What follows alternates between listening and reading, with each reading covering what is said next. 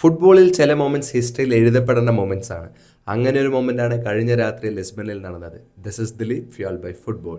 Benfica versus Real Madrid. Benfica play ഓഫിന് വേണ്ടി പോരാടിക്കൊണ്ടിരിക്കുമ്പോൾ റിയൽ മാഡ്രിഡ് ടോപ്പ് 8 വേണ്ടി പൊരുതുകയായിരുന്നു. പക്ഷേ ബെൻഫിക്കയുടെ മാസ്റ്റർ മൈൻഡായ Jose Mourinho have other plans. 90th minute Benfica 3 Real Madrid 2. അതിന് കുറച്ച് സമയത്തിന് മുന്നാണ് മൊറീഞ്ഞോ സബ്സ്റ്റിറ്റ്യൂട്ടിനെ എല്ലാം ഇറക്കി ടീമിനോട് പറഞ്ഞു, let's close the door, let's win it, നമുക്ക് ഈ വിന്ന് മാത്രം മതി. ബട്ട് സെക്കൻഡുകൾക്ക് ശേഷമാണ് മൊറീഞ്ഞോയ്ക്ക് മനസ്സിലായത് 3 ഗോൾ പോരാ, 1 ഗോൾ കൂടി വേണം നമുക്ക് പ്ലേ ഓഫിലേക്ക് കയറാൻ. ബെൻഫിക ഓൾറെഡി സബ്സ്റ്റിറ്റ്യൂട്ട്സിനെ എല്ലാം ഇറക്കി കഴിഞ്ഞിരുന്നു. ഇനി നോ മോർ സബ്സ്റ്റിറ്റ്യൂഷൻസ്. ഇപ്പോൾ സമയം 98th മിനിറ്റ്. ബെല്ലിംഗത്തിന്റെ ഫൗളിലൂടെ ബെൻഫിക്കയ്ക്ക് ഒരു ഫ്രീ കിക്ക് കിട്ടുന്നു. അപ്പോഴായിരുന്നു മാസ്റ്റർ പ്ലാൻ.